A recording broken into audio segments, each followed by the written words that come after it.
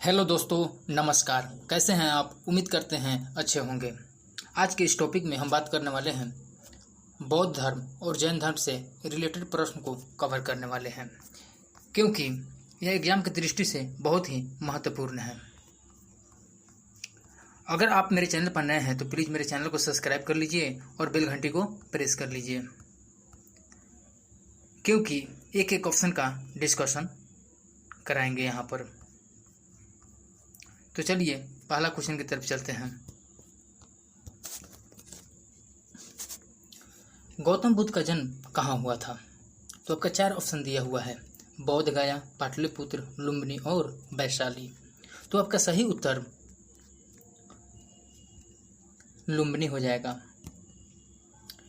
गौतम बुद्ध का जन्म लुम्बिनी में हुआ था। ठीक है, गौतम बुद्ध का जन्म कहाँ हुआ था? तो लुम्बिनी में हुआ था। और बोध गया में ज्ञान की प्राप्ति हुआ था। पाटलिपुत्र में अशोक के शासनकाल में तृतीय बौद्ध संगीत की हुआ था। और वैशाली की बात किया जाए तो वैशाली महावीर स्वामी का जन्म वैशाली के निकट ही हुआ था, कुंडग्राम में। तो ये थे आपके चारों ऑप्शन। चलिए आगे बढ़ते हैं।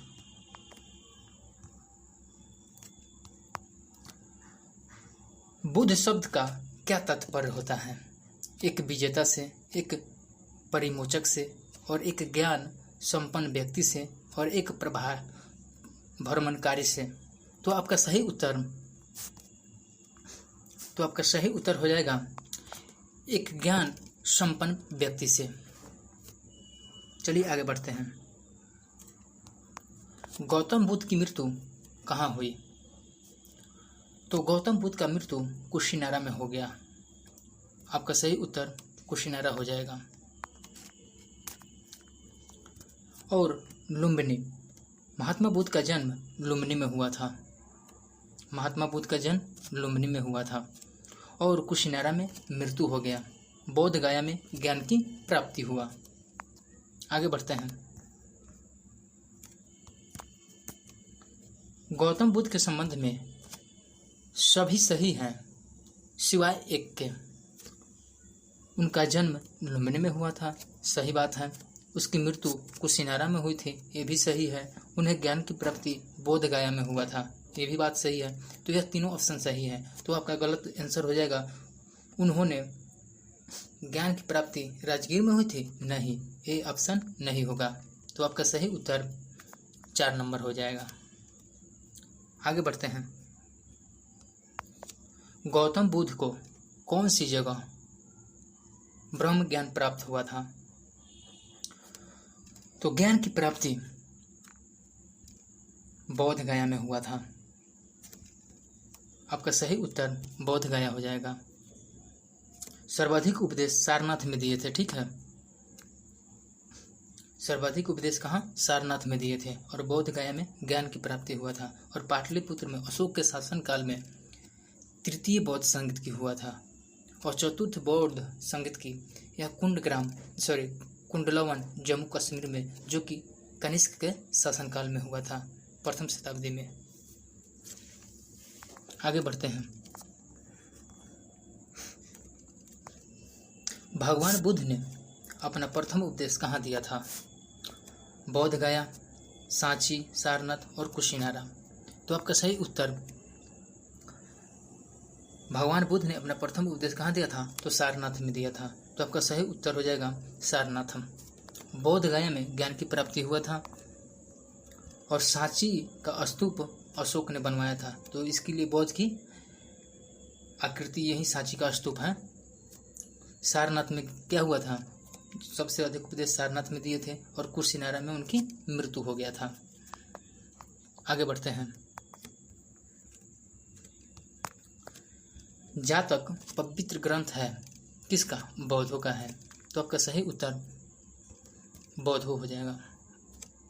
आगे बढ़ते हैं।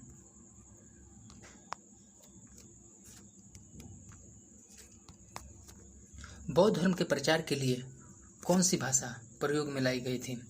सांस्कृतिक, प्राकृत, पाली और हिंदी। तो आपका सही उत्तर पाली भाषा हो जाएगा। और जैन धर्म के लिए प्राकृत भाषा थी। आगे बढ़ते हैं। बुद्ध ने अपने उपदेश का संग्रह है। बुद्धों के उपदेश का संग्रह क्या है? यह सुत्त पिटक है, बुद्ध चरित्र है, अभेदम पिटक है और विनय पिटक। तो आपका सही उत्तर सुत्त पिटक हो जाएगा। आगे बढ़ते हैं। बौद्ध शिक्षा का वर्णन निम्नलिखित में से किसमें मिलता है? तो आपका त्रिपिटक हो जाएगा सही आंसर। निम्नलिखित में से बुद्ध के समकालीन कौन था? तो देखिए आपका सही उत्तर कन्फ्यूशियस हो जाएगा, क्योंकि बुद्ध का समकालीन कन्फ्यूशियस था। आगे बढ़ते हैं। गौतम बुद्ध के द्वारा भिक्षुआनी संघ की स्थापना कहाँ की गई थी?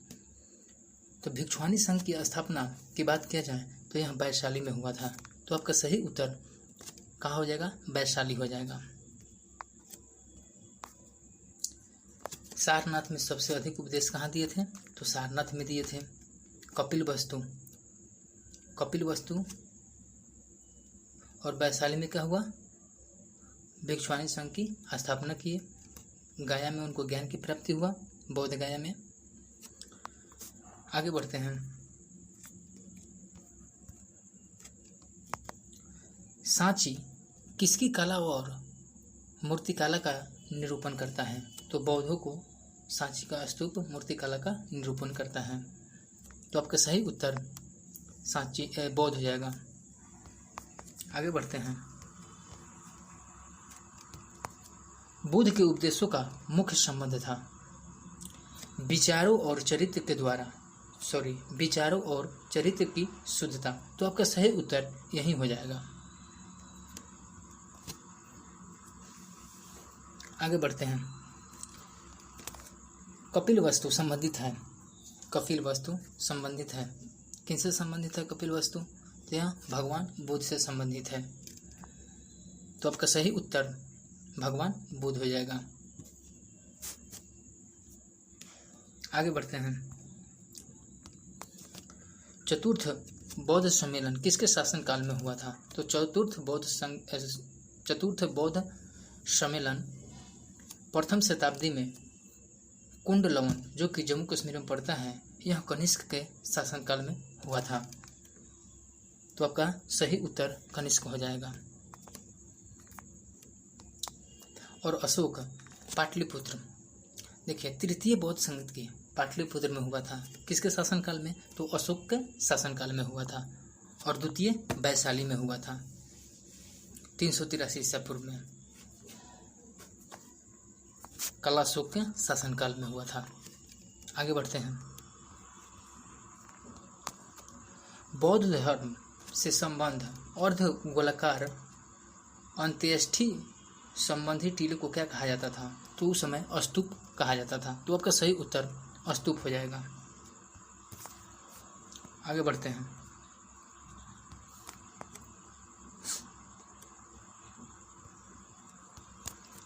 आजीवक संप्रदाय के संस्थापक कौन थे? तो देखिए आजीवक संप्रदाय के संस्थापक यह मुखली गौशाल थे। तो आपका सही उत्तर मुखली गौशाल हो जाएगा। आगे बढ़ते हैं। जैन धर्म के प्रथम तीर्थंकर कौन थे? देखिए जैन धर्म के संस्थापक ऋषभदेव जी थे और प्रथम तीर्थंकर उन्हीं को माने जाते हैं। किसको? ऋषभदेव को माने जाते हैं। तो आपका सही उत्तर ऋषभदेव हो जाएंगे। महावीर स्वामी यह जैन धर्म के अंतिम तीर्थंकर, जो कि 24वें तीर्थंकर माने जाते हैं। पार्श्वनाथ यह द्वितीय तीर्थंकर थे। आगे बढ़ते हैं। पार्श्वनाथ द्वितीय तीर्थंकर थे और ऋषभदेव प्रथम तीर्थंकर थे और ये 24वां तीर्थंकर थे। आगे बढ़ते हैं। महावीर ने 527 ईसा पूर्व में निवारण प्राप्त हुआ। 468 ईसा पूर्व, 590 ईसा पूर्व, 527 ईसा पूर्व और 546 ईसा पूर्व। तो आपका सही उत्तर 527 हो जाएगा। आगे बढ़ते हैं। निम्नलिखित में से कौन जैन धर्म के असली संस्थापक माने जाते हैं? तो देखिए, जैन धर्म के असली संस्थापक की बात की जाती है, हम महावीर स्वामी जी ही होंगे।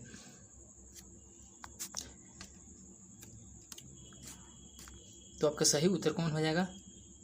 महावीर स्वामी हो जाएगा।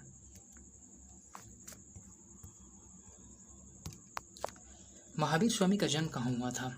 तो महावीर स्वामी का जन्म 4 ऑप्शन दिया हुआ है, सारनाथ, लुम्बिनी, कुंडग्राम, वैशाली और नालंदा। तो आपका सही उत्तर कुंडग्राम वैशाली हो जाएगा, क्योंकि लुम्बिनी महात्मा बुद्ध का जन्म हुआ था लुम्बिनी में, महात्मा बुद्ध का जन्म हुआ था और महात्मा बुद्ध सारनाथ में सबसे अधिक उपदेश दिए थे, और कुंडग्राम वैशाली में महावीर स्वामी का जन्म हुआ था। आगे बढ़ते हैं। जैनवाद में पूर्ण ज्ञान को निम्न रूप से उल्लेखित किया गया है। कैवल में उल्लेखित किया गया है। तो आपका सही उत्तर कैवल हो जाएगा। आगे बढ़ते हैं।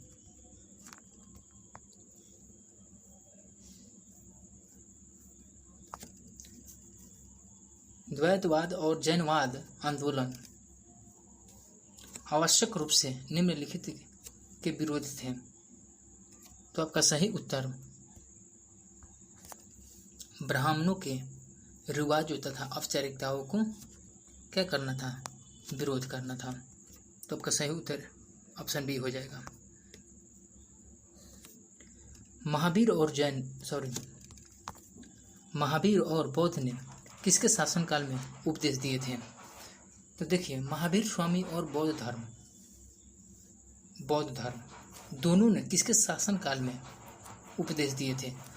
अजातशत्रु, बिंबिसार, नंदी बर्मन और उदयन। तो आपका सही उत्तर बिंबिसार हो जाएगा। तो आपका सही उत्तर कौन सा हो जाएगा? बिंबिसार हो जाएगा। आगे बढ़ते हैं। निम्नलिखित में से बौद्ध धर्म एवं जैन धर्म पर्याय हैं अहिंसा, हिंसा, त्रिरत्न और सत्य। तो आपका सही उत्तर अहिंसा हो जाएगा। वीडियो कैसा लगा आप कमेंट बॉक्स में जाइए और कमेंट करके बताइए। वीडियो अच्छा लगे तो लाइक, शेयर और सब्सक्राइब जरूर कीजिए, क्योंकि मैं इसी से रिलेटेड वीडियो हमेशा डालते रहता हूँ और यहाँ एक प्रश्न का एक ऑप्शन का डिस्कशन होता है। तो वीडियो अच्छा लगा हो तो प्लीज़ एक लाइक और एक सब्सक्राइब तो बनता है। आज के इस वीडियो में आज के लिए इतना ही। मिलते हैं अगले वीडियो में। तब तक के लिए जय हिंद, जय भारत।